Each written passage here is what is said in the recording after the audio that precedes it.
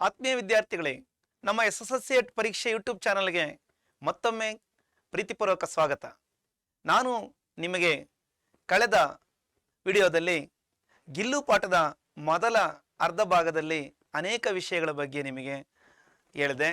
ಆ ವಿಷಯಗಳನ್ನೆಲ್ಲ ನೀವು ಚೆನ್ನಾಗಿ ಮನನ ಮಾಡ್ಕೊಂಡಿದ್ದೀರಾ, ಚೆನ್ನಾಗಿ ಅಭ್ಯಾಸ ಮಾಡಿದ್ದೀರಾ ಅಂತೇಳಿ ನನಗಂತೂ ಭಾಳ ಭರವಸೆ ಇದೆ ನಿಮ್ಮ ಮೇಲೆ. ಹಾಗಾಗಿ ನಾವು ಮೊದಲನೇ ಭಾಗದಲ್ಲಿ ಲೇಖಕಿಯವರು ಕಾಗೆಗಳ ಬಗ್ಗೆ, ಕಾಗೆಯಿಂದ ಆಗಿರ್ತಕ್ಕಂಥ ಒಂದು ಅನಾಹುತದ ಬಗ್ಗೆ, ಆ ಚಿಕ್ಕ ಅಳಿಲನ್ನು ಯಾವ ರೀತಿ ಭಕ್ಷಿಸೋ ಸಲುವಾಗಿ, ಆಹಾರದ ಸಲುವಾಗಿ ಯಾವ ರೀತಿ ಪ್ರಯತ್ನ ಪಡ್ತಿದ್ದು ಮತ್ತು ಅದನ್ನು ಕಾಪಾಡಿದ್ದು, ಹಾಗೆ ನಂತರ ಆ ಲೇಖಕಿಯವರು ಅದನ್ನು ಯಾವ ರೀತಿ ಉಪಚಾರ ಮಾಡಿದ್ರು, ಉಪಚಾರ ಮಾಡಿದ ಮೇಲೆ ಲೇಖಕಿಯವರ ಜೊತೆಯಲ್ಲಿ ಆ ಅಳಿಲಿನ ಒಂದು ಕಾರ್ಯಕಲಾಪ ಹೇಗಿತ್ತು, ಮತ್ತು ಅವರು ಬರೀತಕ್ಕಂಥ ಸಂದರ್ಭದಲ್ಲಿ ಯಾವ ರೀತಿ ಅದು ಮೇಲೆ ಹತ್ತತಕ್ಕಂಥದ್ದು, ಇಳಿತಕ್ಕಂಥ ಒಂದು ಪ್ರಕ್ರಿಯೆ, ಮತ್ತು ಅವೆಲ್ಲ ವಿಷಯಗಳ ಬಗ್ಗೆ ಸಂಬಂಧಪಟ್ಟಂತೆ ನೀವೆಲ್ಲ ಪ್ರಶ್ನೆಗಳಿಗೆ ಯಾವ ರೀತಿ ಉತ್ತರಗಳನ್ನು ನಾವು ಬರಿಬೇಕಾಗುತ್ತೆ, ಆ ಪ್ರಶ್ನೆಗಳು ಯಾವ ರೀತಿ ಬರ್ತವೆ ಅಂತೇಳಿ ನಾನಾ ರೀತಿಯ ಪ್ರಶ್ನೆಗಳನ್ನು ನಾವು ನೋಡ್ತಾ ಬಂದ್ವಲ್ರ. ಒಂದು ವಾಕ್ಯದ ಪ್ರಶ್ನೆಗಳು, 2-3 ವಾಕ್ಯದ ಪ್ರಶ್ನೆಗಳು, ಅನುರೂಪತ, ಅನುವಾದ, ಬಿಟ್ಟ ಸ್ಥಳ ತುಂಬಿ, ಇವೆಲ್ಲ ಪ್ರಶ್ನೆಗಳು ಈ ಎರಡನೇ ಭಾಗದಲ್ಲೂ ಕೂಡ, ನಂತರದ ಅರ್ಧ ಭಾಗದಲ್ಲೂ ಕೂಡ ಅನೇಕ ವಿಷಯಗಳನ್ನ ನಾವು ಚರ್ಚೆ ಮಾಡ್ತಾ, ಆ ಭಾಗದಲ್ಲಿ ಏನೆಲ್ಲ ಪ್ರಶ್ನೆಗಳು ನಮಗೆ ಬರಬಹುದು, ಅಭ್ಯಾಸ ಪ್ರಶ್ನೆಗಳಿರ್ಬೋದು ನಮ್ಮ ಪಠ್ಯಪುಸ್ತಕದಲ್ಲಿ, ಹಾಗೆ ಕಳೆದ ಪರೀಕ್ಷೆಗಳಲ್ಲಿ ಯಾವೆಲ್ಲ ಪರೀಕ್ಷೆಗಳಿದಾವೆ, ಮಿಡ್ ಟರ್ಮ್ ಎಕ್ಸಾಮ್ ಇರ್ಬೋದು, ಮೇನ್ ಎಕ್ಸಾಮ್ ಇರ್ಬೋದು, ಪ್ರಿಪ್ರೇಟರಿ ಎಕ್ಸಾಮ್ ಇರ್ಬೋದು, ಹೌದಲ್ಲರ. ಈಗ ನೀವೆಲ್ಲ ಗಿಲ್ಲು ಪಾಠದ ಮುಂದಿನ ವಿಷಯಗಳನ್ನು ನಾವು ತಿಳ್ಕೊಳ್ಳೋಣ. ಲೇಖಕಿಯವರು ನಮ್ಮ ಜೊತೆಲಿ ಯಾವ ರೀತಿ ಹಂಚ್ಕೊತಾ ಇದ್ದಾರೆ ನೋಡೋಣ ಅಲ್ವಾ ಮಕ್ಕಳೇ. ಓಕೆ, ಗಿಲ್ಲು ಪಾರ್ಟ್ 2 ನೋಡಿ ಮಕ್ಕಳೇ. ಸುಂದರವಾದ ಚಿತ್ರ ತಮಗೆಲ್ಲ ಕಾಣ್ತಾ ಇದೆ ನೋಡಿ. ಅಳಿಲು ತನ್ನ ಬುಟ್ಟಿಯಲ್ಲಿ ಚೆನ್ನಾಗಿರ್ತಕ್ಕಂಥ ಬಗೆ ಬಗೆಯ ಹಣ್ಣುಗಳನ್ನ ಇಟ್ಕೊಂಡಿದೆ ತಿನ್ನುವ ಸಲುವಾಗಿ. ಅಂದ್ರೆ ಲೇಖಕಿಯವರು ಕೊಟ್ಟಿದ್ದಾರೆ ತಿನ್ನೋದಕ್ಕೆ. ಹಾಗೆ ಅದರ ಕಣ್ಣುಗಳು, ಹೊಳೆಯುವ ಕಣ್ಣುಗಳು, ಸುಂದರವಾದ ಒಂದು ಆ ಫೇಸ್, ಮುಖವನ್ನು ನಾವು ನೋಡ್ಬೋದು. ಎಷ್ಟು ಚೆನ್ನಾಗಿದೆ ಅಲ್ಲವರ, ಸಂತೋಷ ಆಗುತ್ತಲ್ಲ ನೋಡೋಕ್ಕೆ. ನನಗಂತೂ ಭಾಳ ಖುಷಿ ಆಗುತ್ತಪ್ಪ, ಎಷ್ಟು ಬ್ಯೂಟಿಫುಲ್ ಆಗಿದೆ ಅಲ್ಲವರ. ಓಕೆ, ಈಗ ನಾವು ಪಾಠದ ವಿಷಯಕ್ಕೆ ಬರೋಣ. ಮುझे चौंकाने की इच्छा उसमें ना जाने कब और कैसे उत्पन्न हो गई थी. मुझे ನನಗೆ चौंकाने की इच्छा, ನನಗೆ मुझे चौंकाने की इच्छा से उसमें ना जाने कब और कैसे उत्पन्न हो गई थी. ನನಗೆ ಗಾಬರಿ ಆಗ್ತಕ್ಕಂಥ ಅಥವಾ ಆಶ್ಚರ್ಯ ಉಂಟು ಮಾಡ್ತಕ್ಕಂಥ, ದಿಗಿಲನ್ನು ಉಂಟು ಮಾಡ್ತಕ್ಕಂಥ, ಚೌಂಕಾನೆ ಅಂದ್ರೆ ಏನರ್ಥಪ್ಪ ಅಂದ್ರೆ ದಿಗಿಲು ಅಥವಾ ಗಾಬರಿ ಆಗ್ತಕ್ಕಂಥ ಒಂದು ವಿಚಾರ ಏನಪ್ಪ ಅಂದ್ರೆ, ಮುझे चौंकाने की इच्छा उसमें ना जाने कब और कैसे उत्पन्न हो गई थी. ಲೇಖಕಿಯವರು ಹೇಳ್ತಾ ಇದ್ದಾರೆ, ನನಗೆ ಆಶ್ಚರ್ಯವನ್ನ ಜೊತೆಗೆ ಗಾಬರಿಯನ್ನ, ದಿಗಿಲನ್ನ ಉಂಟು ಮಾಡ್ತಕ್ಕಂಥ ಒಂದು ಇಚ್ಛೆ ಅದರಲ್ಲಿ ಯಾವ ರೀತಿ, ಯಾವಾಗ ಮತ್ತು ಹೇಗೆ ಉತ್ಪನ್ನ ಆಯ್ತಪ್ಪ, ಯಾವ ರೀತಿ ಅದರಲ್ಲಿ ಕ್ರಿಯೇಟ್ ಆಯ್ತು ಅಂತೇಳಿ ನನಗೆ ಗೊತ್ತಾಗ್ತಾ ಇಲ್ಲ.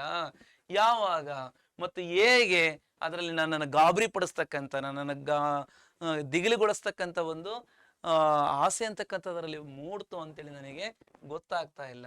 ಚೌಂಕಾನೆ ಮೀನ್ಸ್ ದಿಗಿಲು ಅಂದ್ರೆ ಗಾಬರಿ ಆಗ್ತಕ್ಕಂಥ ಸನ್ನಿವೇಶವನ್ನ ಇದು ಕ್ರಿಯೇಟ್ ಮಾಡುತ್ತೆ. ಕಭಿ ಫೂಲ್ದಾನ್ ಕೆ ಫೂಲೋ ಮೇ ಚಿಪ್ ಜಾತಾ, ಕಭಿ ಪರ್ದೆ ಕಿ ಚುನ್ನಟ್ ಮೇ ಔರ್ ಸೋಂಜುಹಿ ಕಿ ಪತ್ತಿಯೋ ಮೇ. ಯಾವ ರೀತಿ ಇದು ಈ ರೀತಿ ನನ್ನನ್ನ ಗಾಬರಿಗೊಳಿಸುತ್ತಪ್ಪ ಅಂದ್ರೆ, ಹಾಗಾಗಿ ಫೂಲ್ದಾನ್ ಕೆ ಫೂಲೋ ಮೇ ಚಿಪ್ ಜಾತಾ, ಹೂಕುಂಡದ ಅಥವಾ ಫ್ಲವರ್ ಪಾಟಿನ ಒಂದು ಹೂಗಳಲ್ಲಿ ಬಚ್ಚಿಟ್ಕೊಳ್ತಕ್ಕಂಥದ್ದು. ಹಾಗಾಗಿ ಮತ್ತೆ ಆ ಒಂದು ಪರದೆ, ಸ್ಕ್ರೀನಿನ ಒಂದು ನಿರಿಗೆಯಲ್ಲಿ, ಚುನ್ನಟ್ ಮೀನ್ಸ್ ನಿರಿಗೆ, ಆ ನಿರಿಗೆಯಲ್ಲಿ ಹೋಗಿ ಸೇರ್ಕೊಳ್ತಕ್ಕಂಥದ್ದು. ಜೊತೆಗೆ ಸೋಂಜಿಹಿಕಿ ಪತ್ತಿಯೋಮೆ ಅಂದ್ರೆ ಸುವಾಸಿತ, ಪರಿಮಳ ಭರಿತ ಹೂಗಳ ಗಿಡ ಇದೆ ಅಲ್ವಾ, ಒಂದು ಸುಗಂಧ ಭರಿತ, ಸೋಂಜುಹಿ ಮೀನ್ಸ್ ಸುಗಂಧ ಭರಿತ ಹೂಗಳ ಒಂದು ಎಲೆಯಲ್ಲಿ ಹೋಗಿ ಅದು ಬಚ್ಚಿಟ್ಕೊಳ್ತಕ್ಕಂಥ ಒಂದು ಕಾರ್ಯವನ್ನ, ಕೆಲಸವನ್ನ ಅದು ಮಾಡ್ತಾ ಇತ್ತು. ಹಾಗಾಗಿ ಇದು ಎಲ್ಲೋಯ್ತಪ್ಪ, ಏನಾಯ್ತಪ್ಪ, ಎಲ್ಲೋಯ್ತು, ಏನ್ ತಪ್ಪಿಸ್ಕೊಂತ, ಮತ್ತೆ ಏನಾಯ್ತು ಇದಕ್ಕೆ ಅಂತೇಳಿ ನಾನು ಹಾಗಾಗಿ ಗಾಬರಿ ಬೀಳ್ತಾ ಇದ್ದೆ ಅಂತೇಳಿ ಈ ರೀತಿ ಲೇಖಕಿಯವರು ಹೇಳ್ತಾರೆ ನೋಡಿ ಮಕ್ಕಳೇ. ಹಾಗೆ ಮೇರೆ ಪಾಸ್ ಬಹುತ್ ಸೆ ಪಶು ಪಕ್ಷಿ ಹೈ. ಅಳಿಲು ಮಾತ್ರ ಇಲ್ಲ ಲೇಖಕಿಯವರ ಬಳಿಯಲ್ಲಿ, ಅಳಿಲಿನ ಜೊತೆ ಈ ಒಂದು ಗಿಲ್ಲುವಿನ ಜೊತೆಯಲ್ಲಿ ಇನ್ನು ಇತರೆ ಪಕ್ಷಿಗಳು ಕೂಡ ಇವರ ಬಳಿ ಇದಾವೆ. ಬಹಳಷ್ಟು ಪಶು ಪಕ್ಷಿಗಳಿದಾವೆ ನನ್ನ ಬಳಿ. ಅವ್ರು ಉನ್ಕಾ ಮುಜ್ಸೆ ಲಗಾವ್ ಬಿ ಕಮ್ ನಹಿ ಹೈ. ಅವೆಲ್ಲ ಪಶು ಪಕ್ಷಿಗಳ ಜೊತೆಯಲ್ಲಿ ನನ್ನ ಒಂದು ಸಂಬಂಧ ಯಾವ ರೀತಿ ಇದೆ? ಲಗಾವ್ ಮೀನ್ಸ್ ಅಟ್ಯಾಚ್ಮೆಂಟ್. ಲಗಾವ್ का अर्थ क्या होता है? ಅಟ್ಯಾಚ್ಮೆಂಟ್ ಅಂದ್ರೆ ಹೊಂದಿಕೆ ಅಂತಕ್ಕಂಥದ್ದು, ಹೊಂದಾಣಿಕೆ ಅಂತಕ್ಕಂಥದ್ದು ಕಡಿಮೆ ಏನಿಲ್ಲ.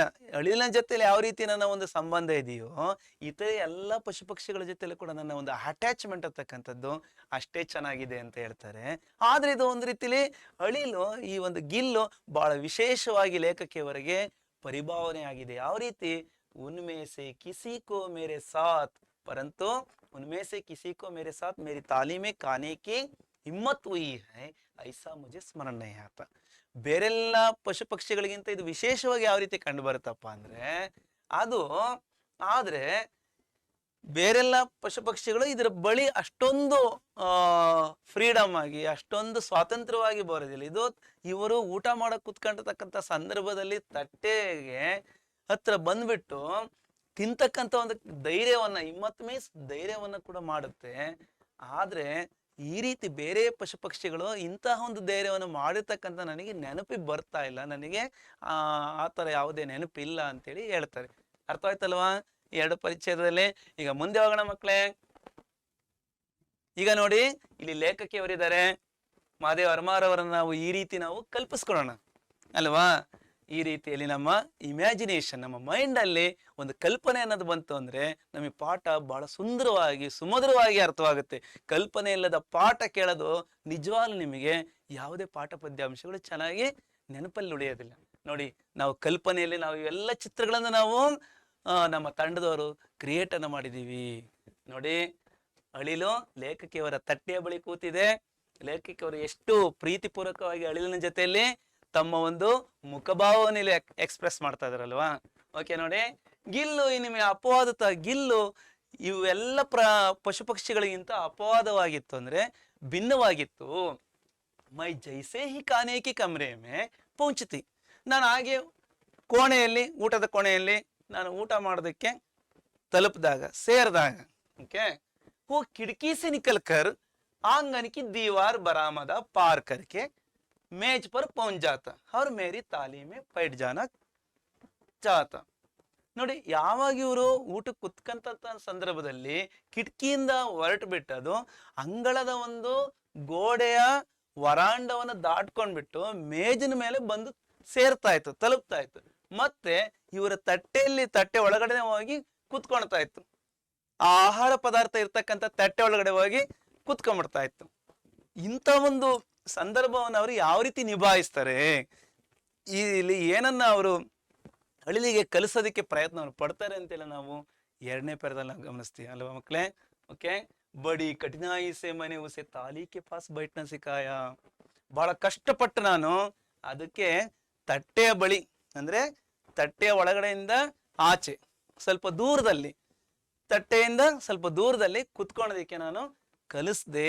ಬಹಳ ಕಷ್ಟಪಟ್ಟು ಕಲಿಸ್ದೆ, ಬೇಗ ಒಂದು ಬಾರಿಗೆ ಅದು ಕಲ್ತ್ಕೊಳ್ಳಲಿಲ್ಲ.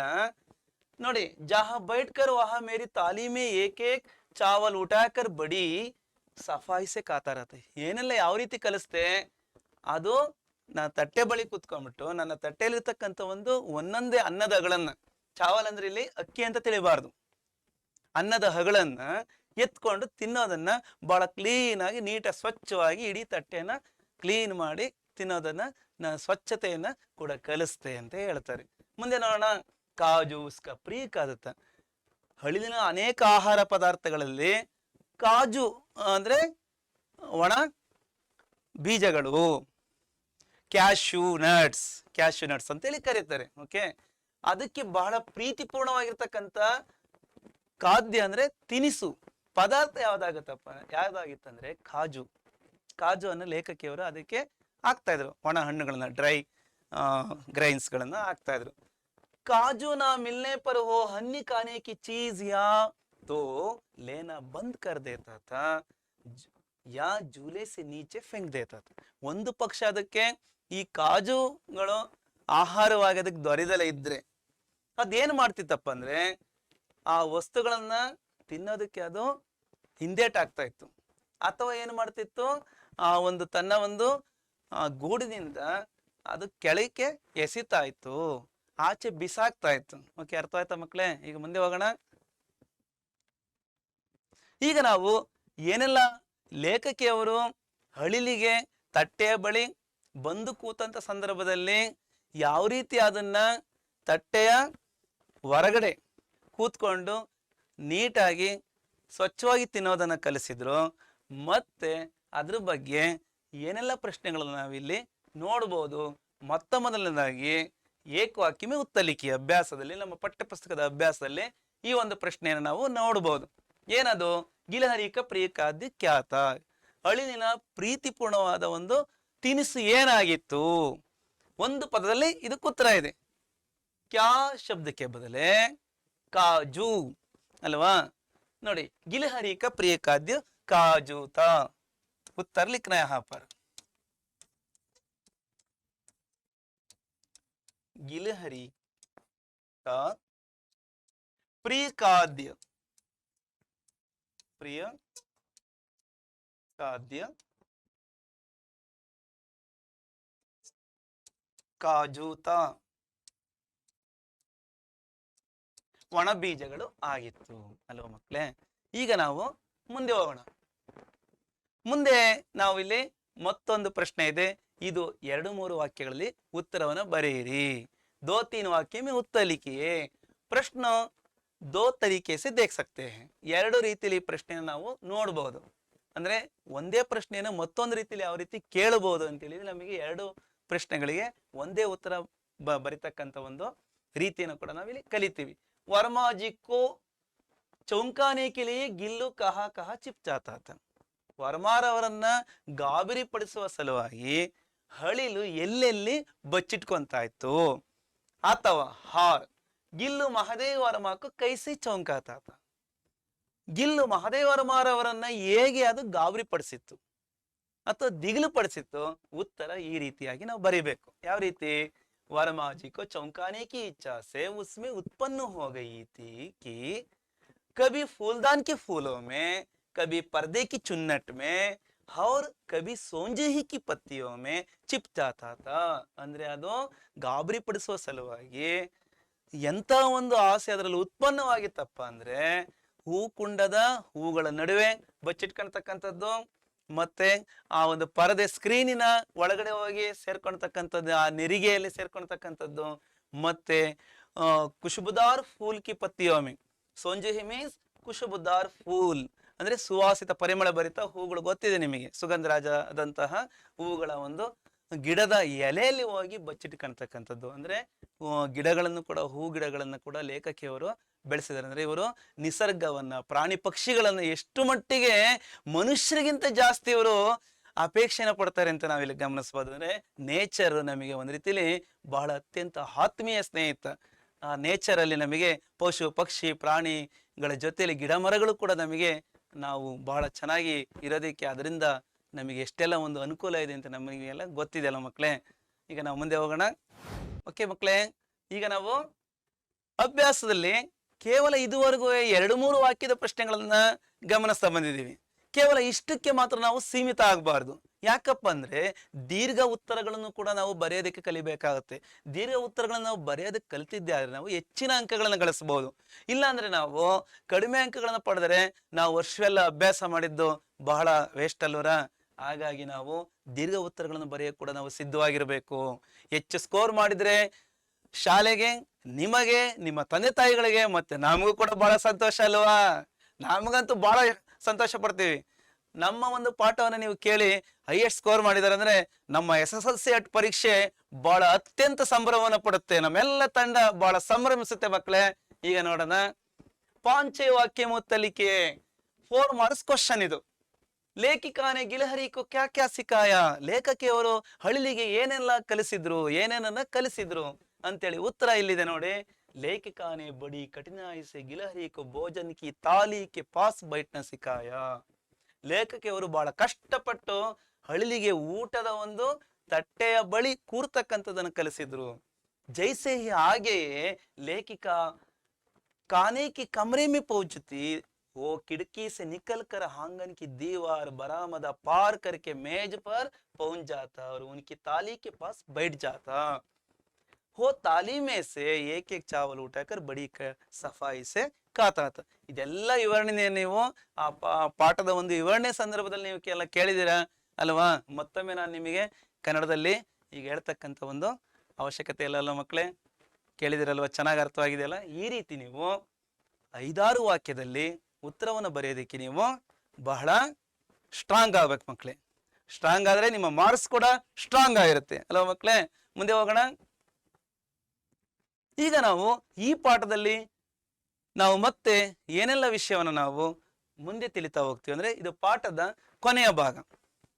ಈ ಪಾಠದ ಕೊನೆಯ ಭಾಗದಲ್ಲಿ ಲೇಖಕಿಯವರು ಹಳಿಲಿನ ಬಗ್ಗೆ ಎಂತಹ ಒಂದು ಮಮತೆಯನ್ನ ಇಡೋದ್ರ ಜೊತೆಯಲ್ಲಿ ಕೆಲವೊಂದು ಸಂದರ್ಭದಲ್ಲಿ ಲೇಖಕಿಯವರ ಒಂದು ಅನುಪಸ್ಥಿತಿಯಲ್ಲಿದ್ರೆ, ಅವರು ಇಲ್ಲದ ಸಂದರ್ಭದಲ್ಲಿ ಲೇಖಕಿಯವರ ಸಲುವಾಗಿ ಹಳಿಲು ಯಾವ ರೀತಿ ಪರಿತಪಿಸುತ್ತೆ, ಯಾವ ರೀತಿ ತನ್ನ ಒಂದು ತಿನಿಸು ಪದಾರ್ಥವನ್ನು ಯಾವ ರೀತಿ ಅದು ತಿನ್ನೋದಕ್ಕೆ ಪ್ರಯತ್ನ ಪಡುತ್ತಾ ಇಲ್ವಂತ ನೋಡೋಣ. ಓಕೆ ನೋಡಿ ಮಕ್ಕಳೇ, ಈಗ ನೋಡ್ರಿ. उसी बीच मुझे मोटर दुर्घटना में आहत होकर कुछ दिन अस्पताल में रहना पड़ा. ಈ ನಡುವೆ ಅಂದ್ರೆ ಒಂದು ಸಂದರ್ಭದಲ್ಲಿ ಇವರು ಲೇಖಕಿಯವರು ಒಂದು ವೆಹಿಕಲ್ ಆಕ್ಸಿಡೆಂಟ್, ಮೋಟಾರ್ ದುರ್ಘಟನಾ ಮೀನ್ಸ್ ವೆಹಿಕಲ್ ಆಕ್ಸಿಡೆಂಟ್, ಯಾವುದೋ ಒಂದು ವಾಹನದ ಒಂದು ಅಪಘಾತದಲ್ಲಿ, ವಾಹನ ಅಪಘಾತ ಉಂಟಾಗಿದೆ, ಕಾರಲ್ಲೋ ಬೈಕಲ್ಲೋ ಹೋಗಿದ್ದಾರೆ. ಹೋದ ಸಂದರ್ಭದಲ್ಲಿ ಮತ್ತೊಂದು ಗಾಡಿ ಬಂದು ಡ್ಯಾಶ್ ಸಿಕ್ಕಿದೆ, ಅಂದ್ರೆ ಡಿಕ್ಕಿ ಹೊಡೆದಿದೆ. ಡಿಕ್ಕಿ ಹೊಡೆದಾಗ ಇವರಿಗೆ ಪೆಟ್ಟಾಗಿದೆ. आहत होकर मीन्स ನೋವಾಗಿ, ಬೀಯಿಂಗ್ ಹರ್ಟ್. अंग्रेजी में क्या बोल सकते हैं? Being hurt. ನೋವಾಗ್ಬಿಟ್ಟು ಕುछ ದಿನ, ಕೆಲವು ದಿನಗಳು ಅವರು ಆಸ್ಪತ್ರೆಯಲ್ಲೇ ಇರ್ಬೇಕಾಗುತ್ತೆ. ಅಂತ ಸಂದರ್ಭದಲ್ಲಿ ಇಲ್ಲಿ ಮನೆಯಲ್ಲಿದ್ದಂತ ಒಂದು ಹಳಿಲು ಯಾವ ರೀತಿ ಇರುತ್ತೆ ನೋಡಿ. ಉಂದಿನೋ ಜಬ್ ಮೇರೆ ಕಮರೆ ಕ ದರ್ವಾಜ ಕೋಲ ಜಾತ. ಆ ದಿನಗಳಲ್ಲಿ ಯಾವಾಗ ನನ್ನ ಕೋಣೆಯ ಒಂದು ಬಾಗಿಲನ್ನ ತೆರೆಯಲಾಗಿತ್ತೋ, गिल्लू अपने झूले से उतर कर दौड़ता और फिर किसी दूसरे को देखकर तेजी से अपने घोंसले में जा बैठता. ಯಾರೋ ಬಂದ್ರು ಅಥವಾ ನಾನೇ ಬಂದೆ ಅಂತ ತಿಳ್ಕೊಂಡ್ಬಿಟ್ಟು ಏನ್ ಮಾಡುತ್ತೋ, ತನ್ನ ಒಂದು ಕೋಣೆಯ ಬಾಗಿಲನ್ನು ತೆರೆದಂತ ಸಂದರ್ಭದಲ್ಲಿ ಅದು ತನ್ನ ಒಂದು ಜೋಕಾಲಿಯಿಂದ ಇಳಿದು ಬಿಟ್ಟು ಓಡ್ ಬಂದ್ಬಿಟ್ಟು ನೋಡ್ಬಿಟ್ಟು ಮತ್ತೆ, ಓ ಯಾರು ಇವರು, ಬೇರೆಯವರು, ನನ್ನ ಲೇಖಕಿಯವರಲ್ಲ, ನನ್ನ ಯಜಮಾನಿ ಅಲ್ಲ ಅಂತ ಹೇಳ್ಬಿಟ್ಟು ಅದೇ ವೇಗದಲ್ಲಿ ಗೂಡಿಗೆ ವಾಪಸ್ ಹೋಗಿ ಕೂತ್ಕೊಳ್ತಾ ಇತ್ತು ನಿರಾಶೆಯಿಂದ. ಸಾಬೂಸೆ ಕಾಜು ದೇಜಾತ್. ಬಂದಂತವರು ಬೇರೆ ಯಾರಾದ್ರೂ ಅತಿಥಿಗಳಿರ್ಬೋದು, ಬೇರೆ ಇತರೆ ಸದಸ್ಯರಿರ್ಬೋದು, ಬಂದಂತವ್ರು ಲೇಖಕಿಯವರು ಏನೆಲ್ಲ ಪದಾರ್ಥವನ್ನು ಹಾಕ್ತಿದ್ರು, ಆ ಕಾಜು ಅಂದ್ರೆ ವಿಶೇಷವಾದ ಒಂದು ಒಣ ಬೀಜಗಳನ್ನ ಹಾಕ್ತಿದ್ರು, ಅದನ್ನ ಕೊಟ್ಟು ಹೋಗ್ತಾ ಇದ್ರು. ಆದ್ರೆ ಇದೇನ್ ಮಾಡ್ತಿತ್ತು, ಪರಂತು अस्पताल से लौटकर जब मैंने उसके झूले की सफाई की तो उसमें काजू भरे मिले. ಇವರು ವಾಪಸ್ಸು ಆಸ್ಪತ್ರೆಯಿಂದ ಮರಳಿ ವಾಪಸ್ ಬಂದಾಗ ಅದರ ಗೂಡನಲ್ಲಿ ಏನಿದೆ, ಏನ್ ತಿಂದಿದೆಯೋ ಇಲ್ವಾ ಅಂತೇಳಿ ಚೆಕ್ ಮಾಡಿದಾಗ ಲೇಖಕಿಯವರಿಗೆ ತಿಳಿದು ಬಂದಿದ್ದೇನಪ್ಪ ಅಂದ್ರೆ, ಆ ಒಂದು ಕ್ಲೀನ್ ಮಾಡೋದಕ್ಕೆ ನೋಡ್ತಾರೆ, ಅಲ್ಲಿ ಕಾಜು ಅಂದ್ರೆ ಕ್ಯಾಶ್ಯೂ ನಟ್ಸ್ ಎಲ್ಲ ಹಾಗೇ ತುಂಬಿದಾವೆ. ಬರೀ ಅವೆಲ್ಲ ಸಿಕ್ಕು, ಅಯ್ಯೋ ತಿಂದೇ ಇಲ್ವಲ್ಲ, ಯಾಕಪ್ಪ ಅಂತೇಳಿ ಲೇಖಕಿಯವರಿಗೆ ಬಹಳ ಮನಸ್ಸಿಗೆ ಇದಾಗುತ್ತೆ ನೋಡಿ. जिनसे ज्ञात होता था कि हो उन दिनों अपने प्रिय का कितना कम खाता रहा. ನಾನು ಆಸ್ಪತ್ರೆಯಲ್ಲಿ ಇದ್ದಂತ ಸಂದರ್ಭದಲ್ಲಿ ನನ್ನ ಅನುಪಸ್ಥಿತಿಯಲ್ಲಿ ಈ ಒಂದು ಪ್ರೀತಿಯ ಹಳಿಲು ನನ್ನ ಅನುಪಸ್ಥಿತಿಯಿಂದ ಎಷ್ಟೆಲ್ಲ ಒಂದು ನೋವಿನಲ್ಲಿ ತನ್ನ ಪ್ರೀತಿಪೂರ್ಣವಾಗಿರ್ತಕ್ಕಂಥ ಕಾಜುವನ್ನ ತಿಂದಲೇ ಎಷ್ಟು ಕಡಿಮೆ ತಿಂದಿದೆ ಅಂತೇಳಿ ನನಗೆ ಅರಿವಾಯ್ತು. ಎಂತ ಒಂದು ಪ್ರೀತಿಯನ್ನು ನನ್ನ ಮೇಲೆ ಇಟ್ಕೊಂಡಿದೆ ಅಂದ್ರೆ, ನಾವು ಪ್ರಾಣಿ ಪಕ್ಷಿಗಳನ್ನ ಎಷ್ಟು ಪ್ರೀತಿಸ್ತೀವೋ ನಮ್ಮನ್ನು ಕೂಡ ಅವು ಅಷ್ಟೇ ಹಚ್ಕೊಂಡಿರ್ತವೆ, ನಮ್ಮ ಜೊತೆ ಕೂಡ ಅವುಗಳ ಒಂದು ಬಾಂಡಿಂಗ್ ಕೂಡ ಅಷ್ಟು ಚೆನ್ನಾಗಿರುತ್ತೆ ಮಕ್ಕಳೇ. ಹಾಗಾಗಿ ನಾವು ಮನುಷ್ಯರಿಗಿಂತ ಪ್ರಾಣಿ ಪಕ್ಷಿಗಳನ್ನ ಎಷ್ಟು ಇಷ್ಟಪಡ್ತೀವೋ ಅವು ಕೂಡ ನಮ್ಮನ್ನ ಅಷ್ಟೇ ಮಟ್ಟಿಗೆ ನಮ್ಮನ್ನ ಹಚ್ಕೊಳ್ತವೆ ಅಲ್ವಾ ಮಕ್ಕಳೇ? ನೀವು ಮನೇಲಿ ಸಾಕಿರ್ತಕ್ಕಂಥ ನಾಯಿ ಇರ್ಬೋದು, ಬೆಕ್ಕಿರ್ಬೋದು, ನೋಡಿದ್ರೆ ನಿಮಗೆ ಅದರ ಒಂದು ಭಾವನೆಗಳು, ಅವುಗಳ ಒಂದು ಪ್ರೀತಿ ನಿಮಗೆ ಚೆನ್ನಾಗಿ ಅರ್ಥವಾಗಿರುತ್ತೆ ಅಂತ ನಾನಾದ್ರೂ ತಿಳಿತೀನಿ. ಓಕೆ ಮಕ್ಕಳೇ, ಈಗ ನೋಡಿ ಮುಂದೆ. गर्मियों में जब मैं दोपहर में काम करती रहती तो गिल्लो ना बाहर जाता. गर्मियों में ಅಂದ್ರೆ ಬೇಸಿಗೆ ದಿನಗಳಲ್ಲಿ, ಸಮ್ಮರ್ ಟೈಮ್ ಅಲ್ಲಿ ಯಾವಾಗ ನಾನು ಮಧ್ಯಾಹ್ನದ ವೇಳೆಯಲ್ಲಿ ಕೆಲಸವನ್ನು ಮಾಡ್ತಾ ಇದ್ನೋ, ಹಳಿಲು ಹೊರಗಡೆ ಬರ್ಲಿಲ್ಲ.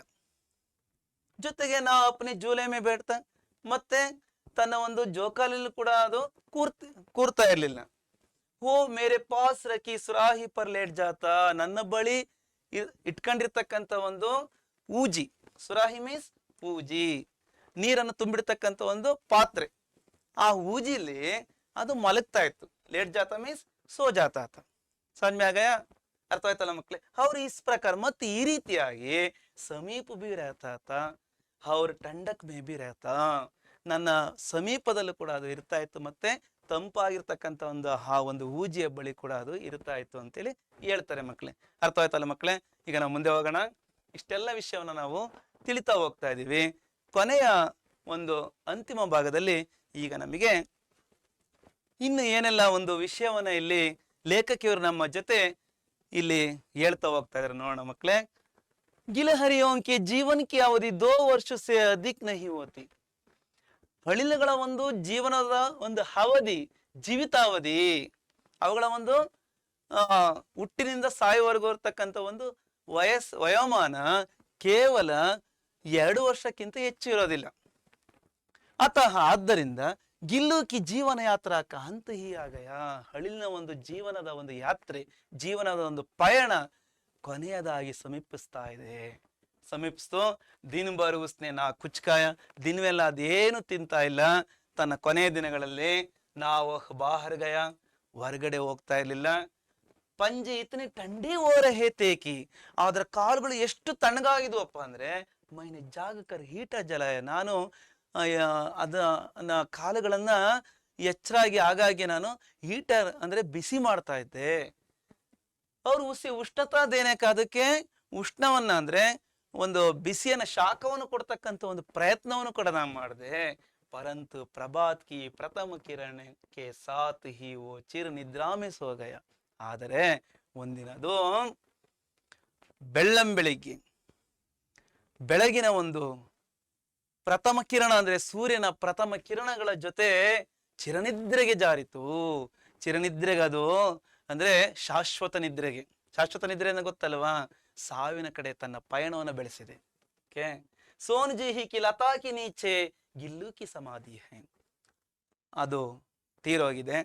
ಈ ಸಂದರ್ಭದಲ್ಲಿ ಇದರ ಒಂದು ಅಂತ್ಯ ಸಂಸ್ಕಾರವನ್ನ ಲೇಖಕಿಯವರು ಎಲ್ಲಿ ಮಾಡಿದಾರಪ್ಪ ಅಂದ್ರೆ, ಸೋನ್ ಜೂಹಿ ಕಿ ಲತಾಕೆ ನೀಚೆ ಗಿಲ್ಲು ಕಿ ಸಮಾಧಿ ಹೈ, ಆ ಸುವಾಸಿತ ಪರಿಮಳ ಭರಿತ ಹೂವಿನ ಗಿಡ ಇದೆ ಅಲ್ವಾ, ಆ ಗಿಡದ ಒಂದು ಆ ಬಳ್ಳಿಯ, ಲತಾ ಅಂದ್ರೆ ಬಳ್ಳಿ, ಅದರ ಕೆಳಭಾಗದಲ್ಲಿ ಗಿಲ್ಲುವಿನ ಸಮಾಧಿ ಮಾಡಲಾಗಿದೆ. ನೋಡಿ, ಸಮಾಧಿಯನ್ನು ನಾವು ನೋಡ್ಬೋದು. ಪರಿಮಳ ಭರಿತ ಹೂವು ಇದೆ ನೋಡಿ ಇಲ್ಲಿ ಅಲ್ವಾ, ಸುಗಂಧ ಪುಷ್ಪ ಅವತ್ತಾನೆ. ನೋಡಿ, ಇದರ ಕೆಳಗಡೆ ನಮ್ಮ ಪ್ರೀತಿಪೂರ್ಣವಾದ ಹಳಿಲಿನ ಒಂದು ಸಮಾಧಿಯನ್ನು ಮಾಡಲಾಗಿದೆ.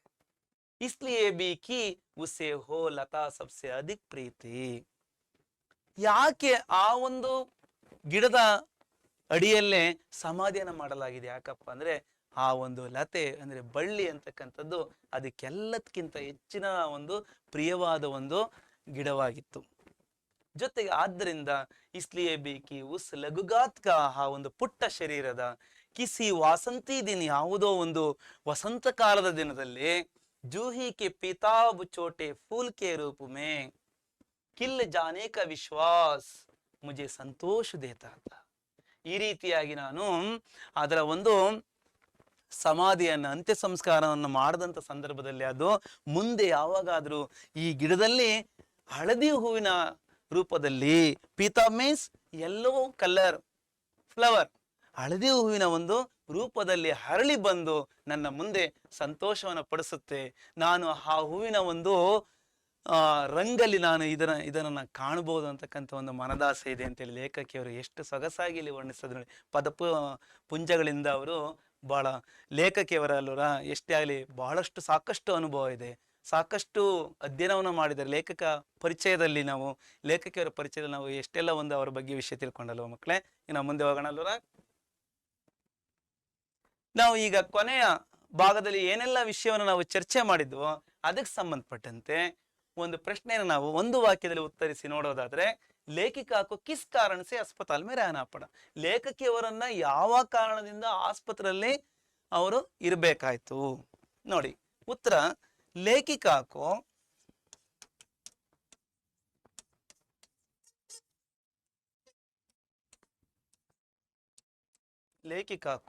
ಮೋಟಾರ್ ದುರ್ಘಟನಾ ಕಿ ವೆಹಿಕಲ್ ಆಕ್ಸಿಡೆಂಟ್ ಕಾರಣದಿಂದ ತಾನೆ ಮೋಟಾರ್ ದುರ್ಘಟನಾ की दुर्घटना के कारण से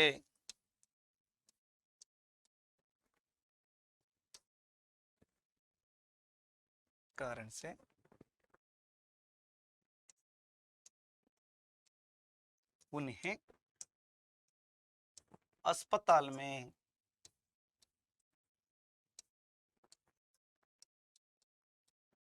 रहना पड़ा।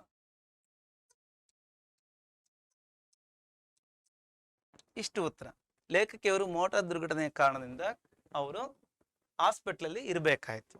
ಅರ್ಥ ಆಯ್ತಲ್ಲ ಮಕ್ಕಳೇ? ಈಗ ನಾವು ಮುಂದೆ ಹೋಗೋಣ. ಮತ್ತೊಂದು ಪ್ರಶ್ನೆ ಇಲ್ಲಿದೆ. ಗಿಲಹರಿ ಗರ್ಮಿ ಕಿ ದಿನೋ ಮೇ ಕಹಾ ಲೇಟ್ ಜಾತಾ ತಾ?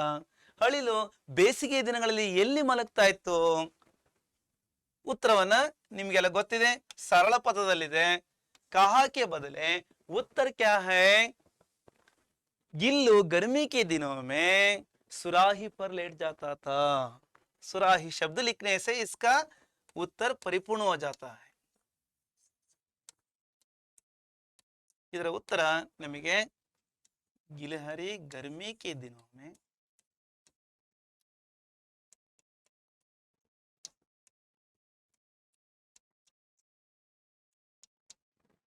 सुराही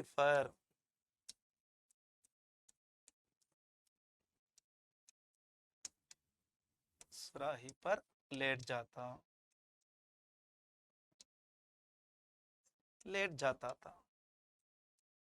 ಸರಳ ಶಬ್ದದಲ್ಲಿ ಇದಕ್ಕೆ ಉತ್ತರ ಇದೆ ಅಲ್ವಾ ಮಕ್ಕಳೇ?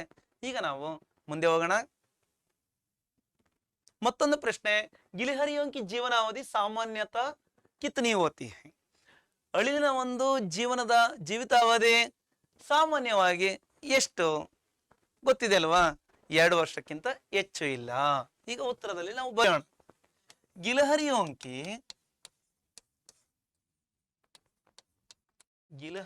की जीवनावधि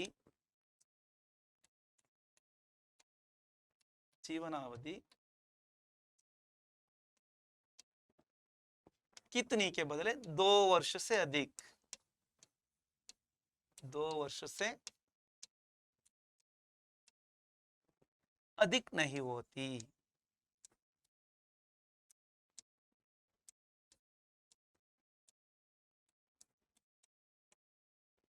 अधिक नहीं होती है. ಬಹಳ ಸರಳ ಪ್ರಶ್ನೆ, ಸರಳ ಉತ್ತರ ಅಲ್ವಾ ಮಕ್ಕಳೇ? ಈಗ ನಾವು ಮುಂದೆ ಹೋಗೋಣ. ಮತ್ತೊಂದು 4ನೇ ಪ್ರಶ್ನೆಯಲ್ಲಿ ಗಿಲಹರಿ ಕಿ ಸಮಾಧಿ ಕಹಾ ಬನಾಯ ಗೈ? ಅಳಿಲಿನ ಒಂದು ಸಮಾಧಿಯನ್ನ ಅದು ಸತ್ತಂತ ಸಂದರ್ಭದಲ್ಲಿ ಎಲ್ಲಿ ಮಾಡಲಾಗಿದೆ? ಉತ್ತರ ಹೇಳ್ತಾ ಇದ್ರಲ್ಲ ಮಕ್ಕಳೇ? ಈಗ ನೀವು ಹೇಳಿರ್ತಕ್ಕಂಥ ಉತ್ತರವನ್ನು ನಾನು ಕೂಡ ಬರಿತಾ ಇದ್ದೀನಿ ನೋಡಿ. ಗಿಲಹರಿ ಕಿ ಸಮಾಧಿ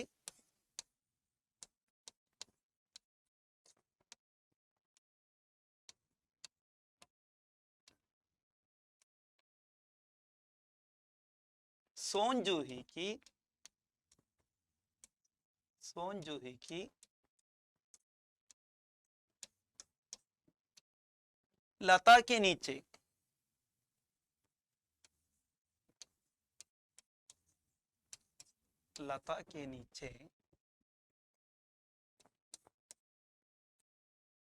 बनाई गई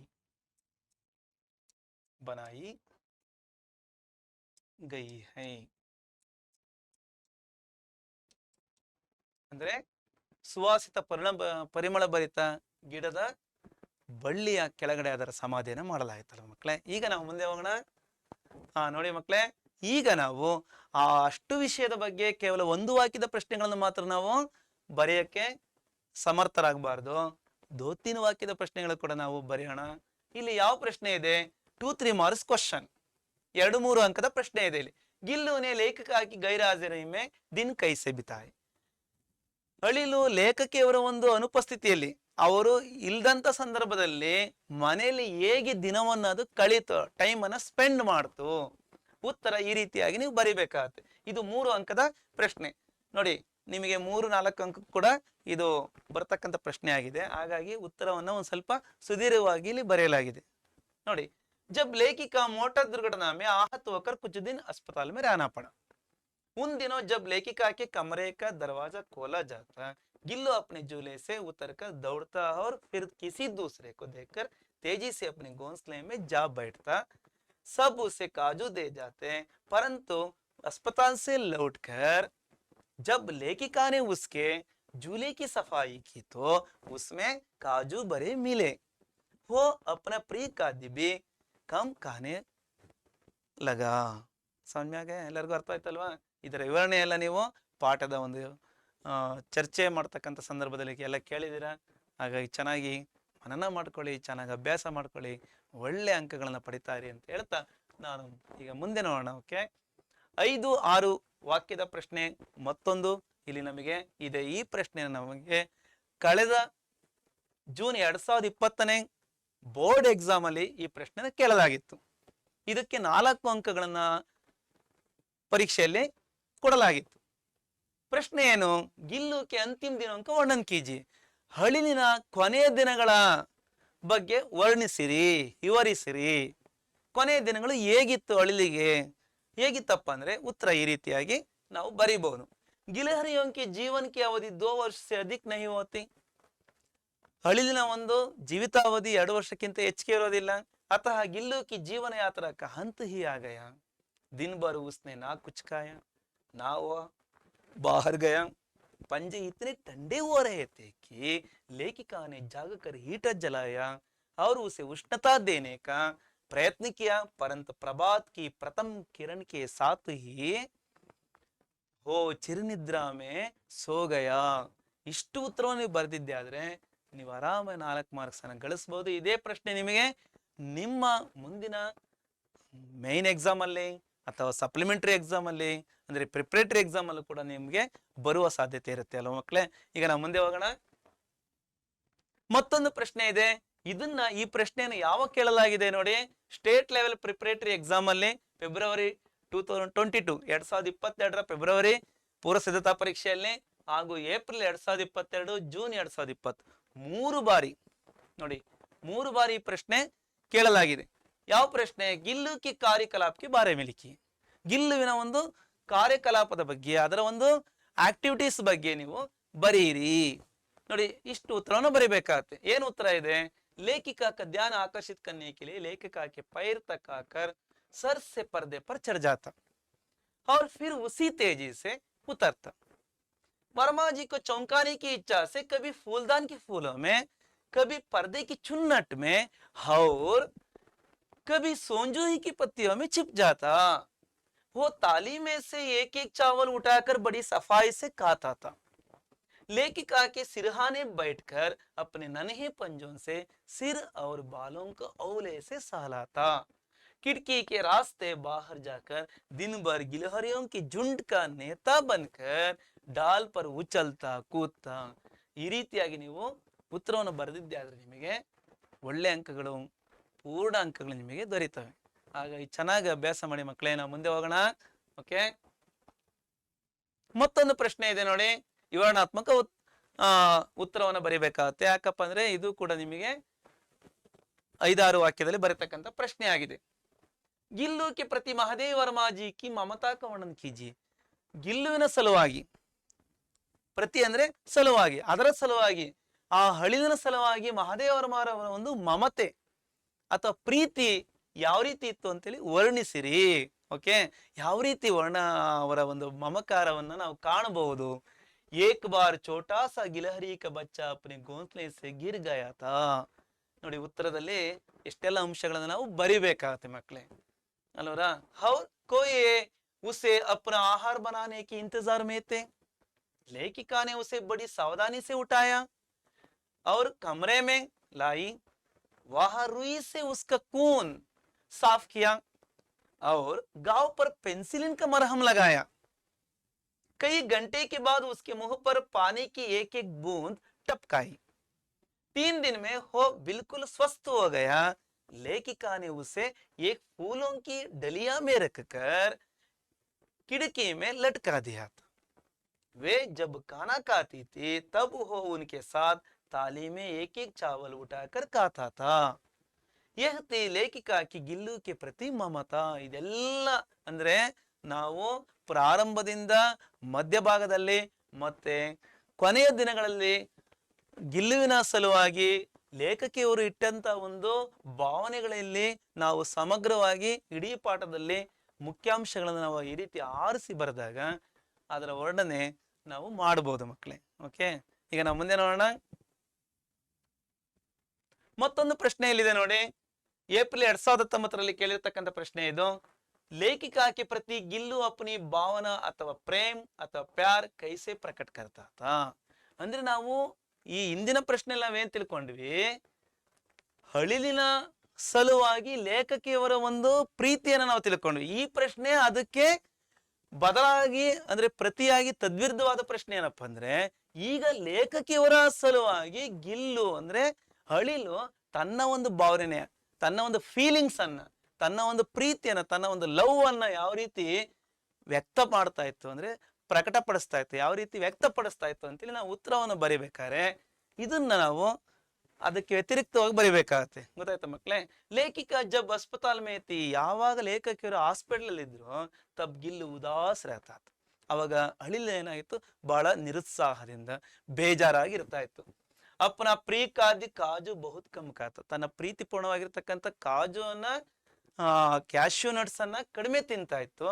ಉನ್ಕೆ ಕಮರೇಕ ದರ್ವಾಜ ಕುಲ್ತೆ, ಅದರ ಒಂದು ಕೋಣೆಯನ್ನ ಬಾಗಿಲನ್ನ ತೆರೀತಲೆ ಅಪ್ನೆ ಜೂಲೆ ಸೆ ಉಸ್ ಓರ್ ಕಿಂತು ವಹ ಕಿಸಿ ಅವ್ರ ಕೋ ದೇಕ ನಿರಾಶ್ ಹೋಕರ್ ಲೌಟ್ ಜಾತ.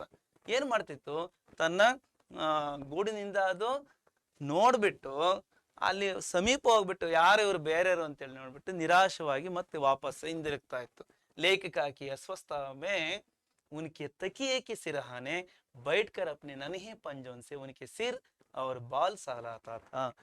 ಅಂದ್ರೆ ಲೇಖಕಿಯವರು ಅಸ್ವಸ್ಥತೆಯ ಸಂದರ್ಭದಲ್ಲಿ, ಅನಾರೋಗ್ಯದ ಸಂದರ್ಭದಲ್ಲಿ ಅವರ ಒಂದು ತಲೆದಿಂಬಿನ ಬಳಿ, ತಕಿಯೇ ಮೀನ್ಸ್ ತಲೆದಿಂಬು, ಪಿಲ್ಲೋ, ಸಿರ್ಹಾನೆ ಆ ತಲೆದಿಂಬಿಗೆ ಅದು ಒರಕೊಂಡ್ಬಿಟ್ಟು ತಲೆಯನ್ನ ಆನಿಸ್ಕೊಂಡು ಕುತ್ಕೊಂಡು ತನ್ನ ಪುಟ್ಟದಾದ ಕಾಲುಗಳಿಂದ ಅವರ ಒಂದು ತಲೆಯನ್ನ ಮತ್ತೆ ಅವರ ಕೂದಲುಗಳನ್ನ ನೇವರಿಸ್ತಕ್ಕಂಥ ಒಂದು ಕೆಲಸವನ್ನ ಮಾಡ್ತಾ ಇತ್ತು. ಈ ಪ್ರಕಾರ ಈ ರೀತಿಯಾಗಿ ಗಿಲ್ಲು ಅಪ್ನಿ ಭಾವನಾ ಪ್ರಕಟ ಕರ್ತಾತ, ಹಳಿಲ್ ತನ್ನ ಒಂದು ಭಾವನೆಯನ್ನ, ಲೇಖಕಿಯವರ ಮೇಲೆ ಇಟ್ಟಿರ್ತಕ್ಕಂಥ ಒಂದು ಪ್ರೀತಿಯನ್ನ ವ್ಯಕ್ತಪಡಿಸ್ತಾ ಇತ್ತು. ಮಕ್ಕಳೇ, ಇಷ್ಟು ಈ ರೀತಿಯಾಗಿ ಬರಿಬೇಕು.